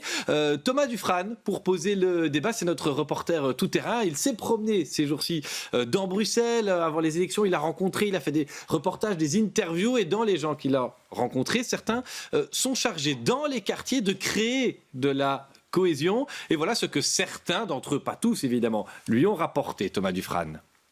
On est ici au cœur du quartier nord. Il y a des milliers d'habitants qui vivent dans ces logements sociaux. En 2019, peu de temps avant les élections, j'étais venu dans ce quartier, j'avais parlé avec des habitants, j'avais rencontré des animateurs du PCS, le projet de cohésion sociale. Ils organisent des activités, des préparations de crêpes par exemple, ou des journées à la mer pour faire sortir les habitants du quartier. Je les ai recontactés il y a quelques semaines et ils m'expliquaient qu'en 2024, c'était bien plus compliqué parce que depuis la crise sanitaire en particulier, c'est beaucoup plus compliqué de faire sortir les habitants de chez eux. Les communautés, tout particulièrement dans ce quartier-ci, se sont un petit peu renfermées les unes sur les autres. Comment continuer à créer cette cohésion sociale ici, mais aussi de manière générale à Bruxelles? Comment permettre à tous les Bruxellois de vivre ensemble? C'est les questions que je pose à vos invités, Michel, et ce sont de réels enjeux pour l'avenir de notre région bruxelloise. Voilà, vous avez entendu, c'est un constat, chaque quartier est différent, mais enfin, ici on a des gens qui croient au vivre ensemble, dont c'est la charge, le métier, peut-être la passion, et qui disent c'est plus difficile qu'avant. Calvin Soares, qu'est-ce qu'on peut proposer à ces travailleurs, et évidemment au travers d'eux à ces habitants, pour favoriser le vivre ensemble dans une ville-région comme Bruxelles? Je pense qu'il faut qu'on arrête déjà ce que l'on est en train de faire en termes, je vais dire, populistes aujourd'hui. On sent des vents mauvais qui se lèvent et il faut qu'on reconnaisse la citoyenneté à égalité. Et il faudrait qu'on arrête de dire des phrases comme ce que le ministre-président de la Fédération Wallonie-Bruxelles a dit, M. Géolet. Je crois que nous devons, en tant que dirigeants, donner l'exemple et nous devons travailler à la création de liens. Et donc, nous devons de plus en plus favoriser et renforcer, je vais dire, toutes ces associations, toutes ces structures qui sont créées par les citoyennes et citoyens, qui connaissent les quartiers et qui peuvent créer du lien. Par exemple, quand on fait la fête des voisins, je vois de plus en plus à Gansoren des familles qui sont d'origine sociale et culturelle complètement différentes, qui se mettent dans la rue, qui mettent des tables et qui se connaissent de cette manière. Créer le lien social via des associations de terrain. Martin Casier, qu'est-ce qu'on préconise au Parti socialiste pour créer globalement du vivre ensemble dans une ville qui est très diverse, mais pas toujours mixte? Non, et je pense que ce qui est dit dans le reportage est très important. On voit bien que depuis la crise Covid, les gens s'échangent moins, il y a une habitude d'être resté plus chez soi, il y a des difficultés qui sont liées à ça, et c'est vrai dans toutes les classes sociales, dans tous les quartiers, et donc, dans toutes les communes. On préconise quoi? Le financement des associations? Oui, c'est une évidence. On a augmenté les moyens au PCS, donc au plan de cohésion sociale qui était évoqué dans le reportage grâce à Nawal Benamou sous cette législature. On doit bien plus encore les développer. Vous savez, M. Gaillard, il n'y a pas en fait de recette miracle. Pour assurer le vivre ensemble, il faut créer des espaces où les gens se rencontrent, parlent, s'échangent, et qu'on arrête de renvoyer les uns et les autres à leurs identités, à leur religion, à leur prétendu imaginaire qu'on pense pour eux-mêmes, mais que les gens puissent échanger. Il n'y a rien de plus essentiel, ça permettra à tout le monde de comprendre, de se connaître et surtout de dépassionner le débat. Moi, je pense qu'il y a quelque chose qui est absolument insupportable dans ce débat, c'est qu'on renvoie chacun toujours dans une plus grande radicalité. Ça n'aide pas à cette question. On a compris votre point de vue. Clémentine Barzin, OMR, qu'est-ce qu'on propose pour que les gens, les voisins finalement, se rencontrent, se parlent, même s'ils sont de communautés différentes, peu importe la communauté d'ailleurs? Oui, mais la question, c'est presque un modèle aussi de société qu'on doit essayer de favoriser ou pas.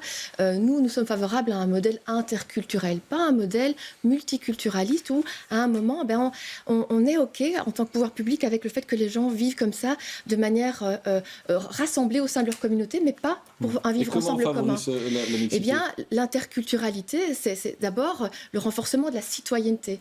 Et on veut que les gens se rapprochent, par exemple, à travers les cours de citoyenneté à l'école. Par exemple, à travers aussi le service citoyen généralisé. Voilà, ce sont des choses importantes. Par exemple aussi, avec un soutien aux enseignants quand ils sont confrontés à une difficulté pour certains d'accepter certains apprentissages, par exemple sur la théorie de l'évolution, par exemple sur la question du genre. Et donc, il y a vraiment toute une série d'éléments à mettre en avant pour qu'on fasse corps ensemble autour aussi de valeurs communes et de manière positive. Au centre de cela, c'est évidemment la neutralité qui est un axe fort de notre État de droit et que nous voulons évidemment inscrire dans la Constitution parce que c'est très important que chacun puisse se sentir traité de manière impartiale, équitable dans notre démocratie. Dans l'ordre de parole, Souleymane El Mokadem, qu'est-ce qu'on propose au PTB? On a le Parti socialiste écolo qui nous dit qu'on doit soutenir les associations de terrain, on a le maire qui dit l'école est sans doute un biais, et vous? Première chose, c'est déjà nous, on doit donner l'exemple. Quand je vois M. Géolet, ça a été rappelé, quand M. Géolet traite mon camarade Nabil Boukili, député fédéral, en gros limite qui doit retourner dans son pays, quand on voit M. Claes de Défi qui fait un amalgame entre voile et bombe, sincèrement c'est inacceptable et nous-mêmes on ne donne pas l'exemple face à ça. Seconde chose, c'est qu'aujourd'hui on est donc la deuxième ville-région la plus diversifiée, j'aime pas trop utiliser ce terme diversifié, mais du monde, derrière Dubaï.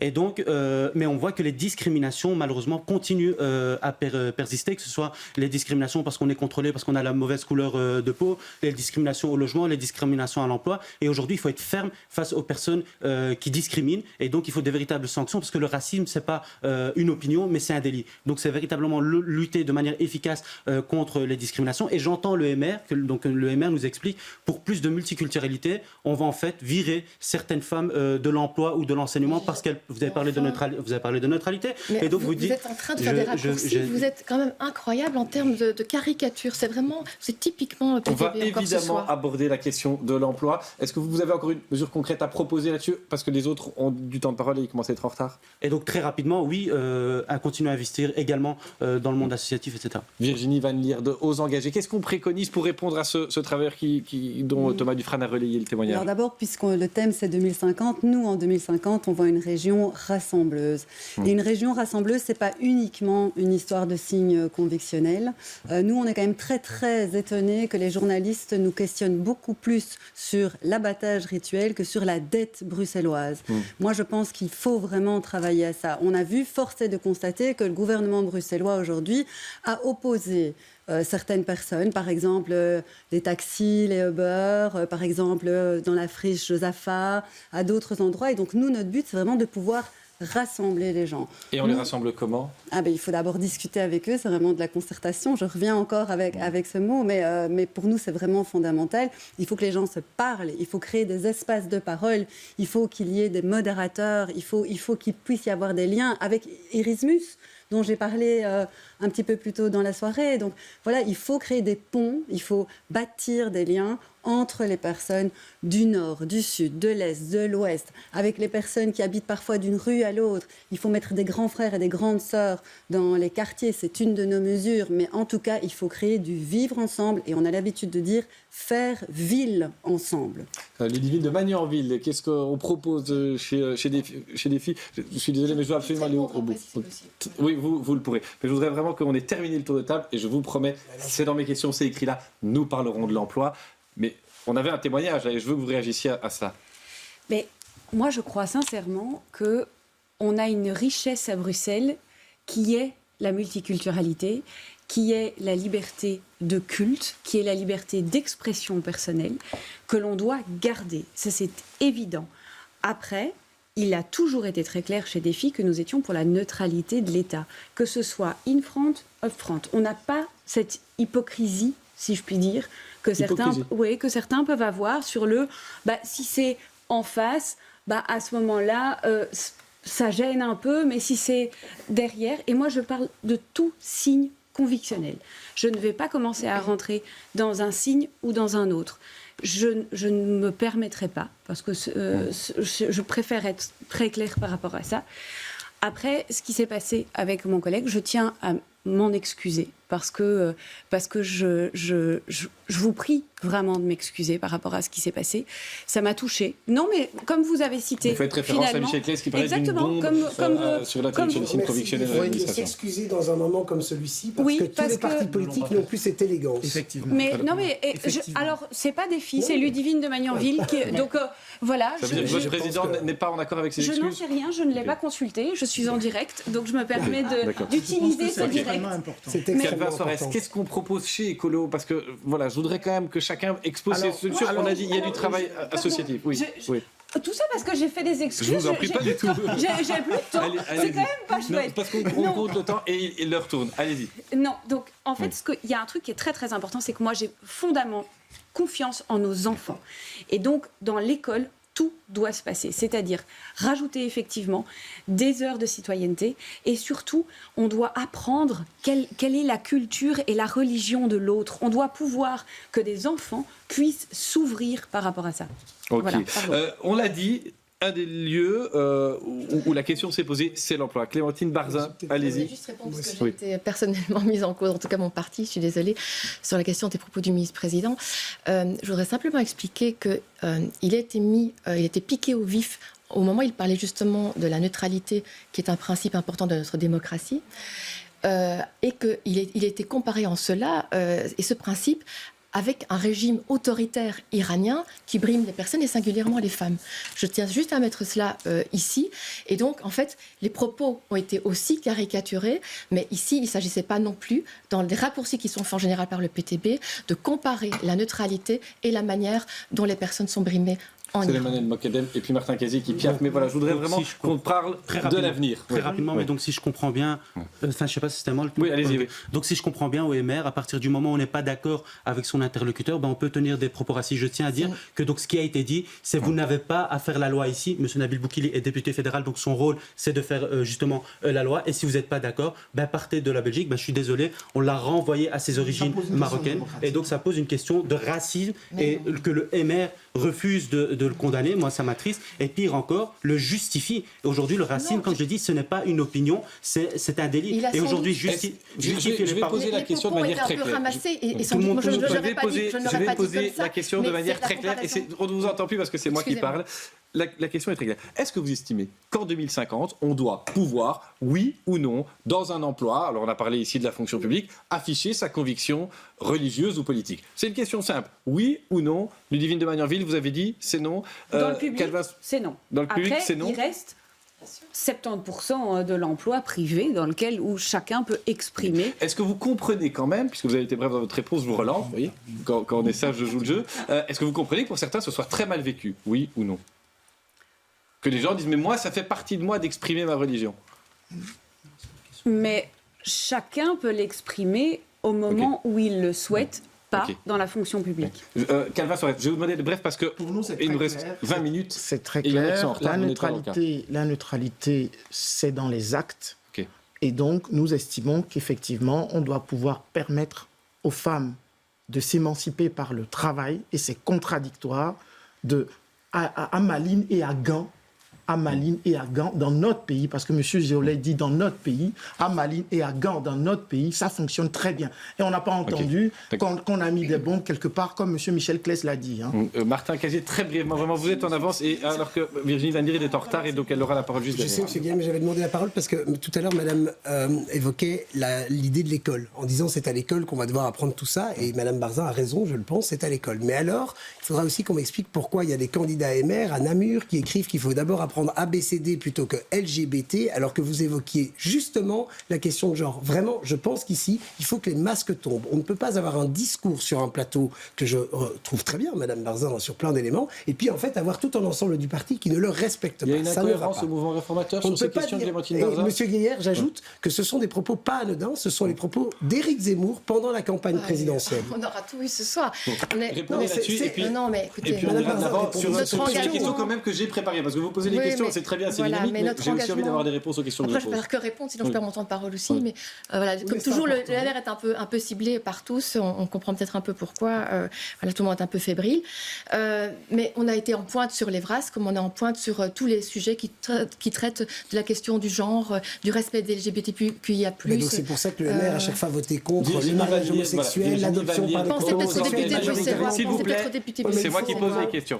Virginie Vanir, vous avez engagé un principe qui est, si j'ai bien lu votre programme, une neutralité bienveillante, c'est ça? Ça veut dire quoi bienveillante? Ça veut dire qu'on permet quoi? On permet pas quoi? Alors, pour nous, pour vivre en 2050, pour vivre de façon apaisée en 2050, il faut une neutralité bienveillante. Ça veut dire que tout fonctionnaire et toute personne qui a une fonction d'autorité doit avoir une neutralité. En tout cas, en front office. Toute personne qui est en contact avec les citoyens doit avoir une neutralité. Ça, c'est vraiment important pour nous. Après, nous ne sommes pas contre, évidemment, le back-office et le fait que les personnes puissent porter des signes convictionnels et certainement pas dans le privé.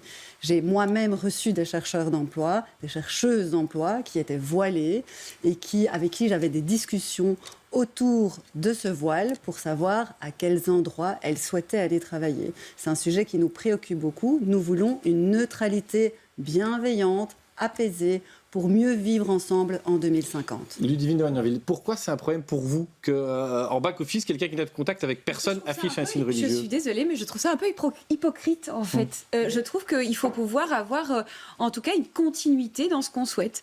C'est-à-dire, pas de signe... C'est très clair ce qu'on souhaite. Laissez-la aller au bout de son idée. Non, je trouve pas ça... je trouve ça un petit peu hypocrite. Ça veut dire que, à ce moment-là, si tu as un signe convictionnel, on va extraire le voile. Moi, je parle de tout signe convictionnel religieux. Et donc, si tu es en fonction d'autorité, tu ne peux pas avoir...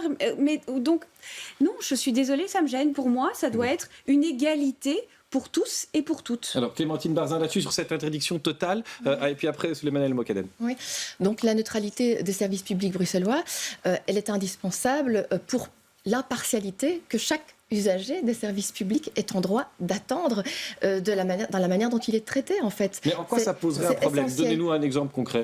Bien, un exemple concret, d'une part, une personne, donc nous sommes comme défi à ce sujet, donc nous sommes pour une neutralité totale. J'aime pas l'appeler stricte, mais elle est totale, elle est évidente, totale. Parce que si on est en front office, et que si on est en back office... Et quand on dit back office, j'explique pour les téléspectateurs, on n'est pas visible du public, on est dans un bureau. Et qu'on a une promotion, et qu'on peut aller en front office au guichet. On empêche la promotion ou la personne se sent empêchée de la promotion parce qu'elle doit alors retirer son signe convictionnel. Comment ça se passe? Vous voyez, idem, tout usager, lors d'un traitement d'un dossier, d'un acte administratif, est en droit de venir à l'administration pour savoir ce qu'il en est. Comment ça se passe si la personne porte un signe convictionnel alors qu'il y a ce contact avec l'usager? Comment on traite ça? Est-ce qu'à ce moment-là, on change vite alors la situation? Okay, on a compris vos raisons. Alors, Souleymane El Mokadem, je voudrais avancer dans le débat. Je vous donne la parole, mais j'ai une question. De grâce, répondez-y, et les autres aussi. Où est-ce qu'on met la limite? Dans ceux qui défendent le port de signes convictionnels, religieux, politiques ou autres, où est-ce qu'on met la limite? Est-ce que c'est...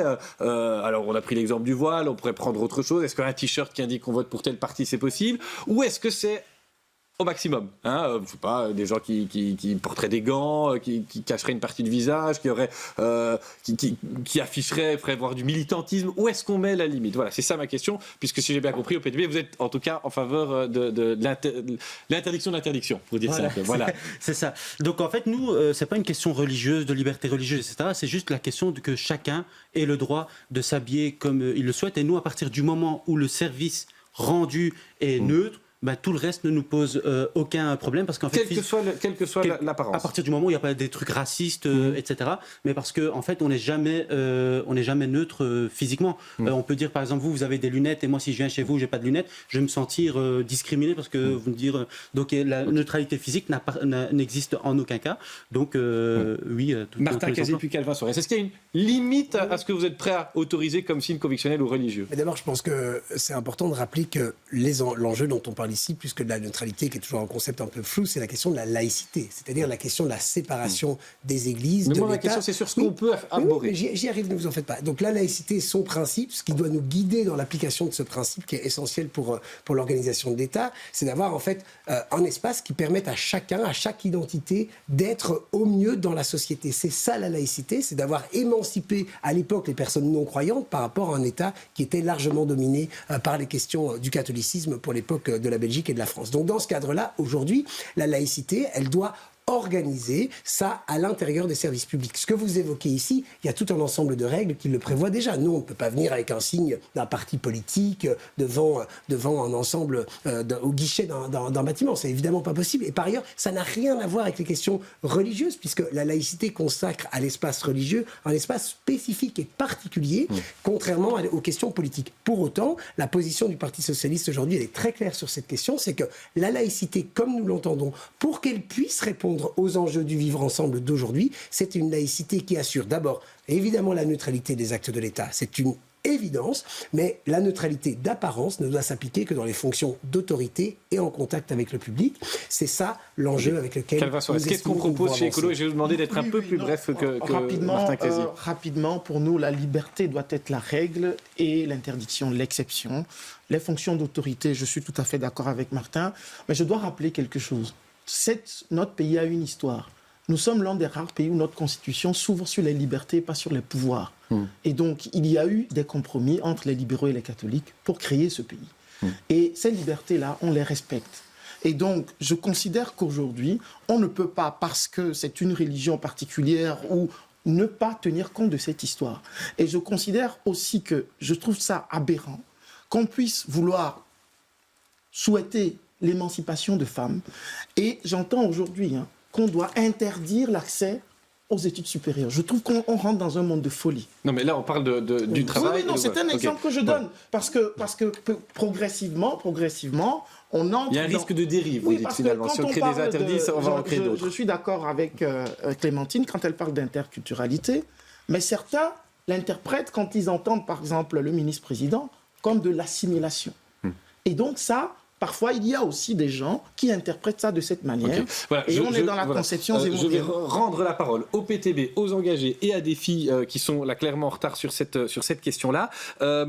Avec une question aussi, encore une fois, très simple. On a un décret en Fédération Wallonie-Bruxelles qui crée une forme de mixité. C'est le décret inscription dans les écoles.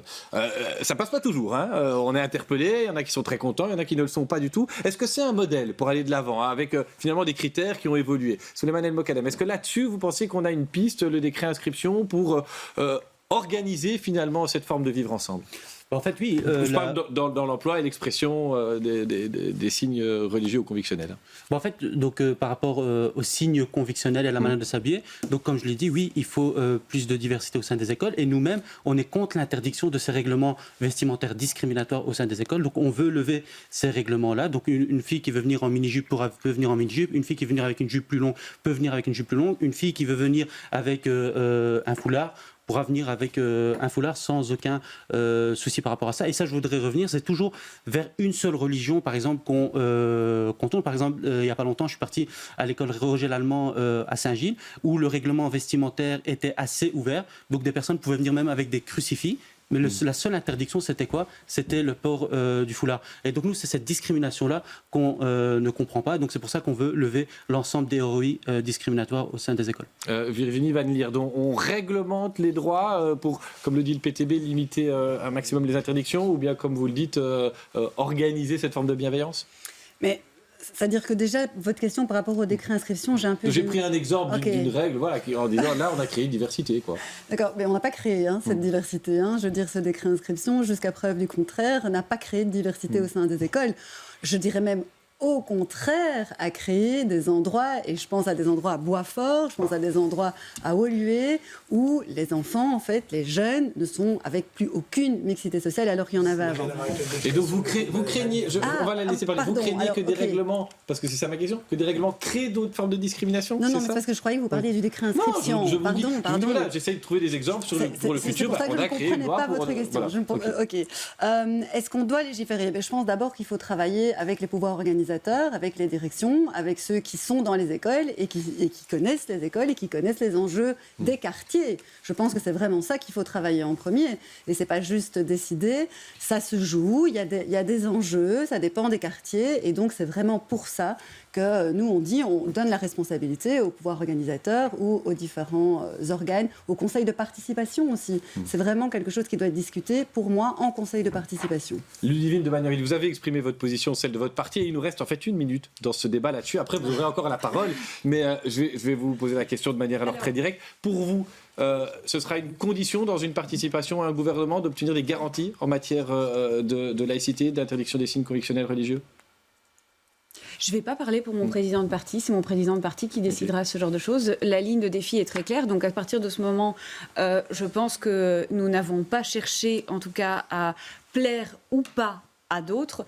On a été inflexible par rapport à notre neutralité et le respect justement de la laïcité donc, dans l'administration. Donc c'est mon président de parti qui prendra cette décision. On reparlera certainement du vivre ensemble dans les 26 prochaines années, mais il nous reste 10 minutes dans ce débat et les prochaines vont être consacrées à une promesse pour les 5 prochaines années. Vous avez le temps d'un jingle pour la préparer.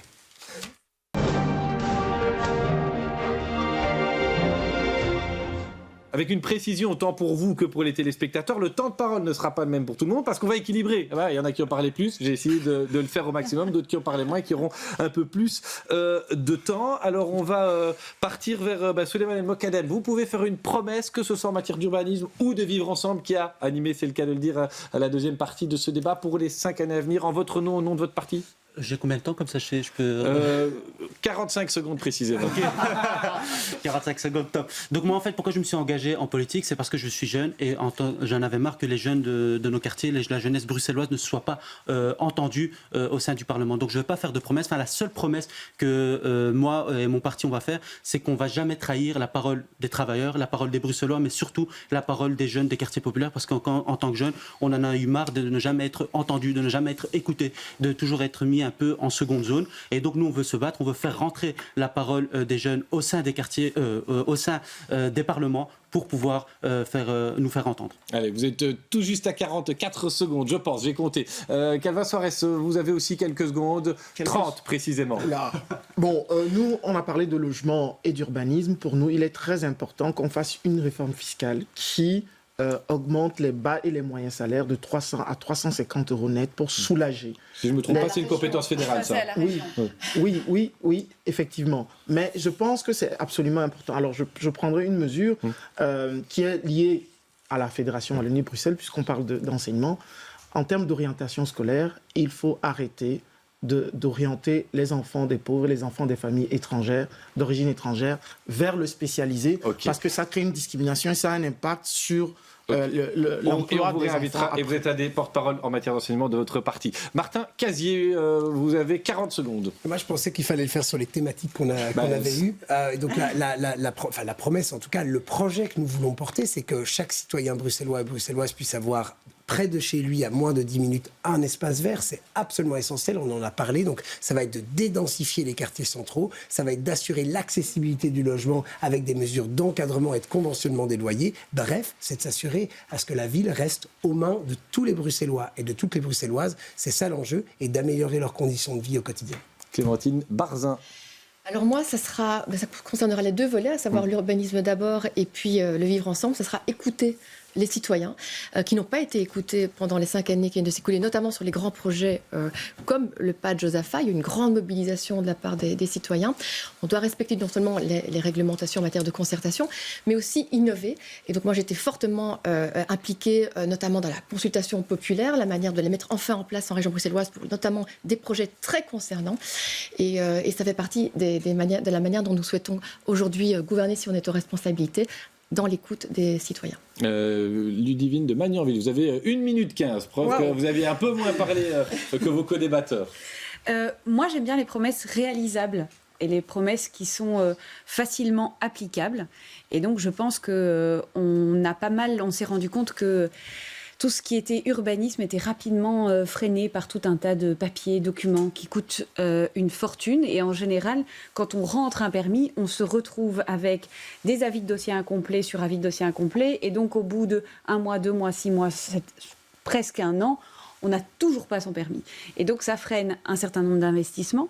Ça freine des personnes qui veulent agrandir leur bâtiment, peut-être d'une chambre plutôt que de déménager. Donc, c'est vraiment simplifier, mais alors de manière très claire, tout ce qui est administration urbanistique et tout ça. Vous êtes même en dessous de la minute. Alors, on va vers Virginie Van Lierde. Et vous savez quoi, vous avez 1 minute 15 aussi. Eh bien, magnifique, merci beaucoup.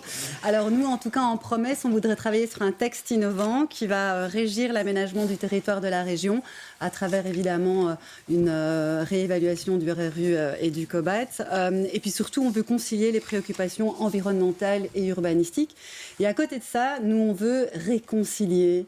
Pour nous, c'est vraiment fondamental. On veut rapprocher avec équilibre, avec nuance, avec concertation. Mais on veut travailler pour que tout le monde soit entendu et que tout le monde puisse aussi participer à la vie politique bruxelloise. Merci à tous les 6 d'être venus pour ce débat prospectif. On a essayé d'être complet. 1h30, c'est pas fréquent. C'est un vrai effort, d'ailleurs. Je pense que vous l'avez constaté. Vous n'avez pas tout à fait fini parce que maintenant c'est lui qui va vous dire ce qu'il a retenu. Geoffroy Fabré, journaliste à la RTBF Radio Vivacité. On avait 2 thématiques et on a été servi en matière de position, on va dire, pas toujours alignées. Voilà, 2 salles, 2 ambiances. Première partie du débat, les questions urbanistiques avec des avis certainement opposés, mais beaucoup de convivialité sur le plateau. On a parlé notamment isolation des bâtiments. Tout le monde est d'accord qu'il faut poursuivre cette isolation. Alors comment Écolo, Calvin Soares dit on continue les primes. Pour le MR, il faut plus faire appel au privé. Les 4 autres partis étaient plus d'accord pour dire qu'il faut essayer d'éviter que les personnes doivent amener elles-mêmes l'argent avec une question d'un tiers payant, un service public qui payerait les isolations. Alors on a également parlé logements sociaux, là c'était marrant en termes de chiffres. D'abord, Défi qui propose que les privés qui construisent une 30aine de logements en fassent au moins 1 ou 2 un logement social. Et là PTB qui dit oui, on est tout à fait d'accord avec vous.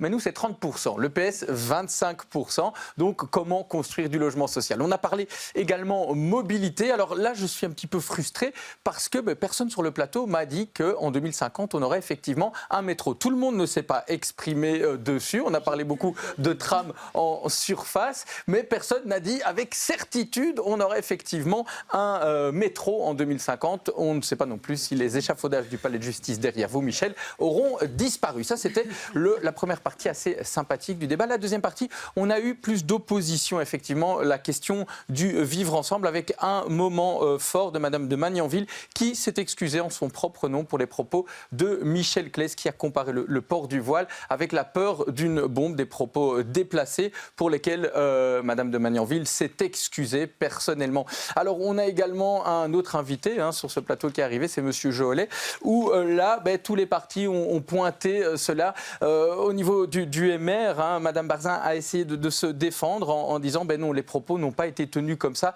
Personne n'a été mis d'accord à ce niveau-là, tout comme pour le port des signes convictionnels. Là, la neutralité de l'État a fait beaucoup de débats. Ici, avec des positions claires au niveau du MR, c'est non. On avait une neutralité bienveillante pour les engagés. Écolo dit oui, de toute façon. PTB dit oui, autorisation. Une neutralité en apparence avec le public pour le PS. Et Écolo donc, qui accepte tout. Donc cette fin de débat était qui accepte tout, sauf l'autorité, Monsieur Soares, sauf dans une fonction d'autorité. Donc un débat on a beaucoup parlé de maintenant, moins que de 2050, parce que je crois que les problèmes sont maintenant et je crois que l'avenir, c'est dimanche et là, c'est les urnes et je crois que tout le monde avait ça en tête aujourd'hui lors de ce débat.